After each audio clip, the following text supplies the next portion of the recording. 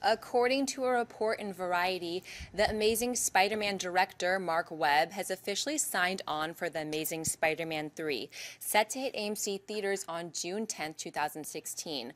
Webb's Amazing Spider-Man 2 will be on AMC screens on May 2nd. John, is it a good idea for Webb to return for a third Amazing Spider-Man? There are two ways of looking at this, and let's look at it from a positive point of view at first.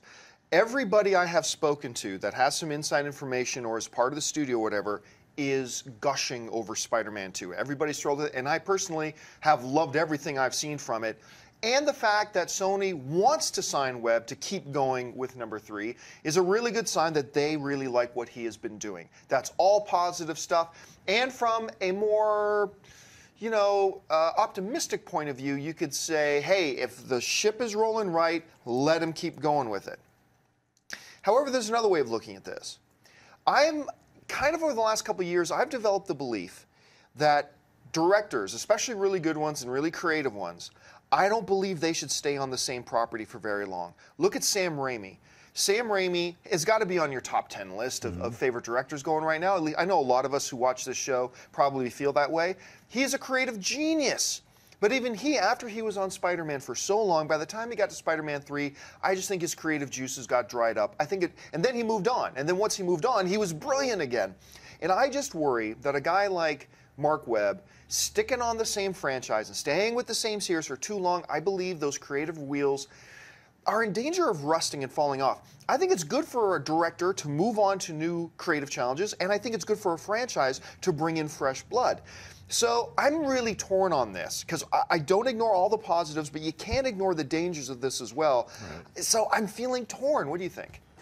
I'm really into him being the third director of all three of them, completing not only the trilogy, but they've already announced it's going to be a quadrilogy. Yeah, there's going to be number 4. So there's a fourth one that, that he's not secured for yet, so to speak. And you mentioned Raimi, I'll mention Nolan as well for the Dark Knight trilogy.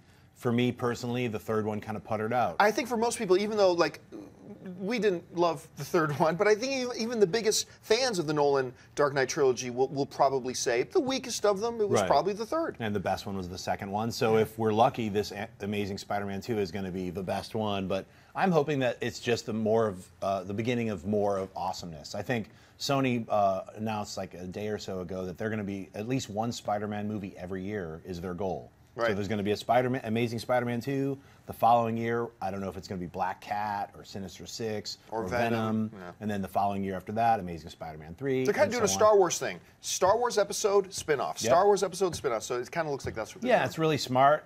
Marc Webb, from everything I've seen, like you said, in the trailers, everything he's talked about, his head is so screwed on right to do Spider-Man properly. Yeah. I think even more so than Sam Raimi. I loved Sam Raimi's Spider-Mans, the first 2 of them.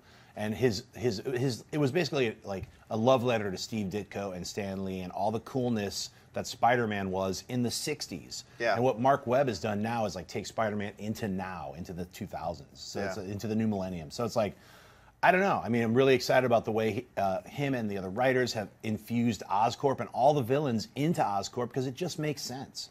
It makes total sense that where did all these weird characters come from? Why is that dude a rhino? What's up with why does everyone have animal and insect weirdness going on? If I had a nickel for every time I heard somebody say, "Why is that dude a rhino?" Yeah, right. It comes up all the time. You could possibly be incredibly rich. Yeah, it's true.